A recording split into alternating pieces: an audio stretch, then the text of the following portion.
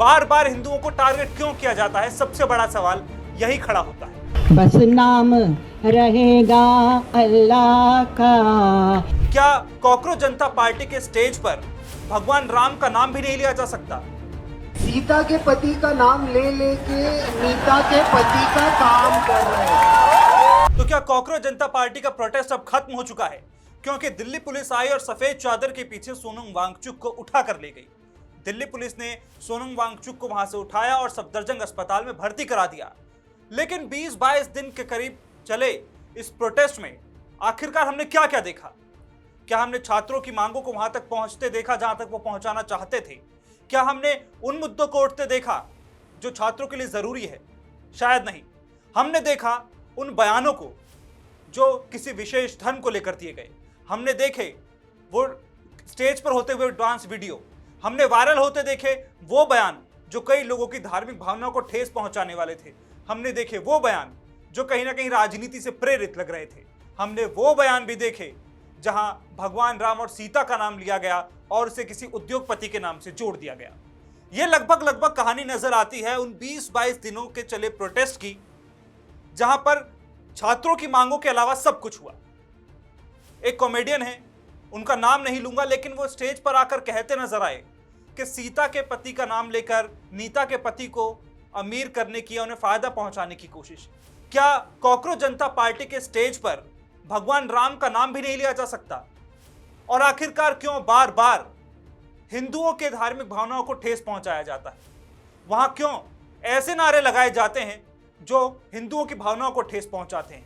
बार बार हिंदुओं को टारगेट क्यों किया जाता है? सबसे बड़ा सवाल यही खड़ा होता है। लगातार छात्र अपनी मांगों को लेकर वहां डटे हुए थे कि शिक्षा मंत्री धर्मेंद्र प्रधान का इस्तीफा हो, जो पेपर लीक को लेकर जो लोग दोषी हैं उन पर एक्शन लिया जाए, जो अनियमितताएं हैं उनको ठीक किया जाए ताकि ऐसी चीजें भविष्य में ना हो। लेकिन धीरे धीरे देखने लगा कि यह प्रोटेस्ट किसी और ही दिशा में जाता चला गया। राजनीति से जुड़े लोग मंच पर आने लगे, जो कि पहले यह कहा गया था कि राजनीति से जुड़ा हुआ कोई भी शख्स मंच पर नहीं आएगा, कोई भी राजनेता वहां नहीं पहुंचेगा, कोई भी राजनीतिक बयानबाजी वहां नहीं होगी। लेकिन यह सब धीरे धीरे धूमिल होता चला गया। हमने देखा कैसे अरविंद केजरीवाल वहां पहुंचे, डिंपल यादव वहां पहुंची, पवन खेड़ा कांग्रेस के नेता वहां पहुंचे, तमाम ने ऐसे लोग वहां पहुंचे। चंद्रशेखर से अभिजीत दिपके ने मुलाकात की। हमने वो सारी तस्वीरें देखी। क्या यही करने के लिए प्रोटेस्ट किया जा रहा था? अब जब मीडिया सवाल पूछता है तो कहा जाता है कि मीडिया ऐसे सवाल क्यों पूछता है, क्योंकि आपने खुद अपने मुंह से जो बातें कही, आप उन्हीं बातों को नहीं मान रहे। लगातार ऐसा देखा गया कि सोनम वांगचुक छात्रों के साथ खड़े रहे, लेकिन उनके साथ जो लोग वहां मंच पर मौजूद थे, जिन्होंने इस प्रोटेस्ट को आगे बढ़ाने का बीड़ा उठाया था, वो इतने सीरियस नजर नहीं आए। और अगर सीरियस नजर आए भी तो सिर्फ एक धर्म को टारगेट करने को लेकर। लगातार एक के बाद एक ऐसे बयान वहां से दिए गए जिससे लोगों की भावनाओं को ठेस पहुंचाया गया।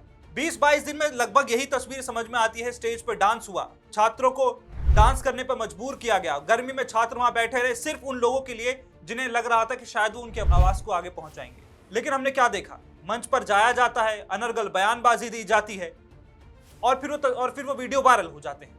कहीं ना कहीं ऐसे बयान छात्रों का, लोगों का विश्वास और मनोबल कम करते हैं। अगर इस तरीके के बयान ना दिए गए होते तो शायद जनता का समर्थन इन लोगों को और ज्यादा मिल सकता था।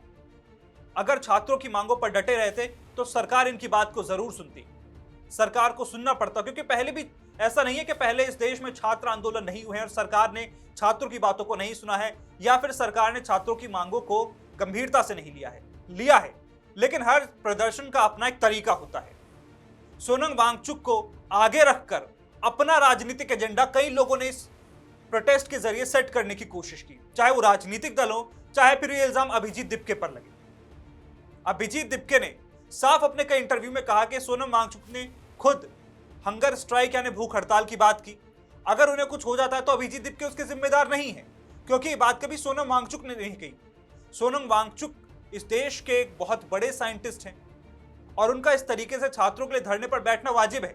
लेकिन अभिजीत दिपके कई बार उनसे पल्ला झाड़ते हुए से भी नजर आए हैं। ये सवाल अभिजीत दिपके पर उठता है, ये सवाल उन लोगों पर उठता है, उस कॉकरोच जनता पार्टी पर उठता है जिसके समर्थन में सोनम वांगचुक धरने पर बैठे थे, क्योंकि छात्रों की बातों के अलावा वहां हर तरीके की बातें की गई। पिछले 20-22 दिन में जब से ये प्रोटेस्ट चल रहा है, तब से हमने देखा एक सवाल बार बार गूंजता रहा कि आखिरकार इस प्रोटेस्ट को फंडिंग कहां से मिल रही थी, कहां से इतना पैसा आ रहा था। इस बात का भी कोई जवाब नहीं दिया गया। अभिजीत दीपके देश भर में घूमे, वो लखनऊ गए, वहां से पंजाब गए, राजस्थान गए। उन्होंने कहा कि भैया अपने ट्रैवल का एक्सपेंस तो मैं खुद उठा रहा हूं, लेकिन ये नहीं बताया कि इतना बड़ा प्रोटेस्ट जो जंतर मंतर पर चल रहा है उसके पैसे कहां से आते हैं। साफ कह दिया गया कि जनता आती है, जनता पैसे देकर जाती है, ये लोग हैं अपनी मर्जी से खाने पीने का सामान ला रहे हैं और ये हमारे समर्थन में बैठे हुए हैं। अगर जांच एजेंसियां जांच करें और फिर 3 का 5 कुछ निकल के सामने आए तो फिर उसका जिम्मेदार कौन है? कई बड़े सवाल खड़े होते हैं। फंडिंग कहां से आ रही थी, कौन फंड कर रहा था, राजनीतिक दलों की पहले एंट्री नहीं थी, फिर धीरे धीरे राजनीतिक दलों की एंट्री होने लगी। मॉनसून सत्र नजदीक है, सब अपना अपना राजनीतिक एजेंडा सेट करने के लिए पहुंच गए। वहां जाके कई नेता कह के आते हैं कि सरकार को बदलना है, शिक्षा मंत्री को बदलना है, तो वोट हमें दीजिए। यह प्रोटेस्ट तो नहीं चल रहा था, शायद छात्रों की मांगों को लेकर प्रोटेस्ट था, पेपर लीक को लेकर प्रोटेस्ट था। सवाल बड़े हैं और सवाल पूछे जाएंगे।